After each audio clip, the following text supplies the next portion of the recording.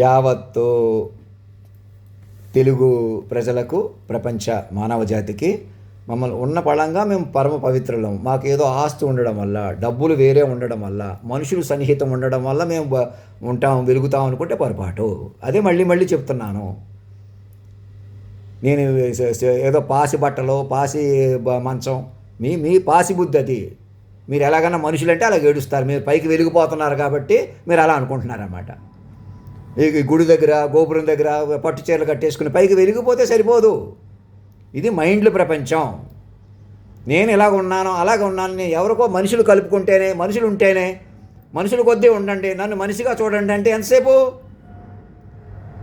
నన్ను పట్టుకోవడమే శాటిలైట్ కెమెరాల ద్వారా. మాస్టర్ మైండ్ పట్టుకోకుండా ప్రధానమంత్రి గారు పుట్టపర్తి వెళ్ళటం కూడా అజ్ఞానం. చంద్రబాబు నాయుడు గారితో అక్కడ తిరగడం కూడా అజ్ఞానం. అక్కడ ఏముంది? తిరుపతి కొండ మీద ఏముంది? దుర్గాదేవి గుడి మీద ఏముంది? మీరు ఒకళ్ళనొకళ్ళు మోసం చేసుకుంటున్నారని ఏ పద్ధతిలో మోసం చేసుకుంటున్నారో అదే పద్ధతిలో నేను కాలాన్ని ఎందుకు పట్టుకున్నాను? వాక్ విశ్వరూపంగా ఎందుకు వచ్చాను? నేను కూడా మనిషి మధ్య మనుషులను అటు ఇటు చేసుకుంటూ ఎందుకు వచ్చాను? ఇంకా మమ్మల్ని పట్టుకొని ఇంకా అటు ఇటు అవడం మానేసేయండి. మేము వెలిగిపోతున్నాం కాబట్టి పుణ్యాత్మలం. ఇంకెవరో పెద్దవాళ్ళం మేము, ఇంకెవరో గొప్పవాళ్ళు ఎక్కడో ఉన్నారు, ఇంకా ఆడవాళ్ళు ఎవరో ఉన్నారు, మగవాళ్ళు ఎవరో ఉన్నారు, ఎవరో పనికిరారు, ఇంకెవరో జగద్గురువులు ఎవరో ఉన్నారు. నేనే ఎక్కడికి వెళ్లకుండా ఉన్నాను. అక్కడికి వస్తే చూస్తారు, లేదా మానేస్తారు, మళ్ళీ ఇలాగే ఉంటారు, అలాగే ఉంటారు. ఈ అరాచకం ఆపకపోతే మీరు నన్ను పట్టుకోలేరు. ప్రధానమంత్రి గారిని మమ్మల్ని ఆహ్వానించకుండా ఆపుతున్నది ఎవరు? అది తెలుగు వాళ్ళలో ఉన్నారా, హిందీ వాళ్ళలో ఉన్నారా, లోకల్గా ఉన్నారా, ఇంటర్నేషనల్గా ఉన్నారా? ప్రెసిడెంట్ గారిని, ప్రధానమంత్రి గారిని అక్కడ కూర్చోండి. చంద్రబాబు నాయుడు గారు గవర్నర్లు ఎక్కడ వాళ్ళు అక్కడ కూర్చోమంటున్నాను. ఆ పుట్టపర్తి సాయిబాబా మందిరం వాళ్ళు, ఇస్కాన్ వాళ్ళు, మన స్వామినారాయణ టెంపుల్ ఎక్కడో అక్కడ కూర్చోండి. మన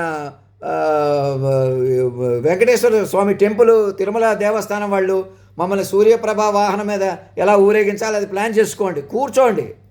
ఎక్కడోళ్ళు అక్కడ ప్యానల్ కూర్చోండి మా మీద.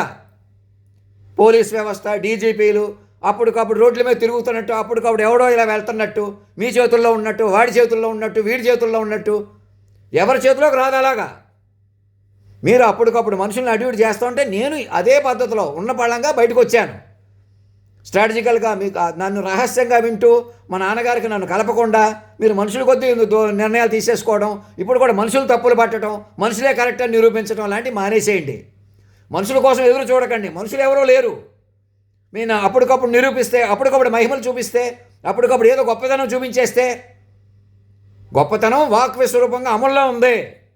మీరు మైండ్లుగా పట్టుకోవాలి. పుట్టపర్తి గుడి దగ్గర, విశాఖపట్నంలో అన్ని చోట్ల, అన్ని మందిరాల దగ్గర, మస్జిద్ల దగ్గర, చర్చిల దగ్గర ఏ జనరేటివ్ ఆవిష్కరించుకొని మైండ్లుగా చిక్కబట్టుకోవాలా.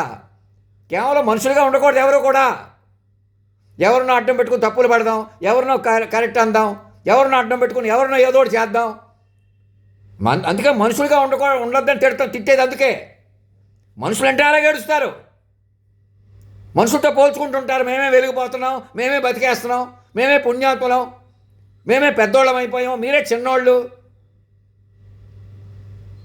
భగవంతుడే ఇప్పటికీ భూమి మీద నిలిచి పంచభూతాలను శాసించగలిగాడు. ఒక్క మైండ్ ఇవ్వగలిగాడు, సజీవంగా మారగలిగాడు. పెద్ద అంటే ఎంత, ఏ వయసు, ఏ నాలెడ్జ్ ఉంటే పెద్దోడు, ఏమి లేకపోతే చిన్నోడు. డబ్బులు కొద్దీ పెద్దోళ్ళు, ఏదో చదువు కొద్దీ పెద్దోళ్ళు, ఏదో సినిమాలు తీశారు కాబట్టి పెద్దోళ్ళు. ఎంత పెద్దోళ్ళని ఎదవలు చేసేస్తే ఇప్పుడు దిక్కులేదు.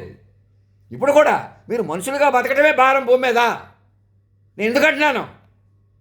రాష్ట్రపతి భవన్లో ప్రధానమంత్రి గారి దగ్గర కూర్చోకుండా పుట్టపర్తి సాయిబాబా గుడికి ఎందుకు వెళ్ళారు? అక్కడ నా ఏ జనరేటివ్ పెట్టమని చెప్తున్నాను కదా. చంద్రబాబు నాయుడు ఎవరు గైడ్ చేస్తున్నారు? గవర్నర్లకి బుద్ధి లేదా? సంవత్సరానికి మీ చేత కమిటీ వేసుకోకుండా చేసి అనేక అరాచకాలకు కారణాలు ఎవరా మేధావులు? నేను ఇక్కడే ఉన్నాను, అక్కడే ఉన్నాను అనుకుంటూ మాస్టర్ మైండ్ పట్టుకోండి. కొత్త జీవితాలు ప్రారంభించండి. ఎక్కడోళ్ళు అక్కడ. ఎటువంటి అలవాట్ల మీద, పద్ధతుల మీద అప్పటికప్పుడు మేము కరెక్టు, అప్పటికప్పుడు మేము పెద్దోళ్ళు, చిన్నోళ్ళు, గొప్పవాడు ఎవడో ఉన్నాడు, తేలికవాడు ఎక్కడో ఉన్నాడు. మాస్టర్ మైండ్ పట్టుకోండి. మైండ్లు కొద్ది తెలియనివ్వండి ఎక్కడోళ్ళు అక్కడ.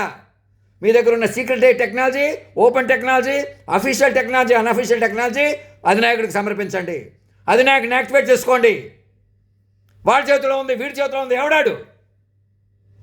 మనిషి అన్నవాడు పనికిరాడు భూమి మీద. నేనే ఆఖరి మనిషిని.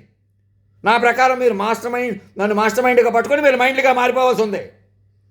ధర్మో రక్షతి రక్షత సత్యమేవ జయితే.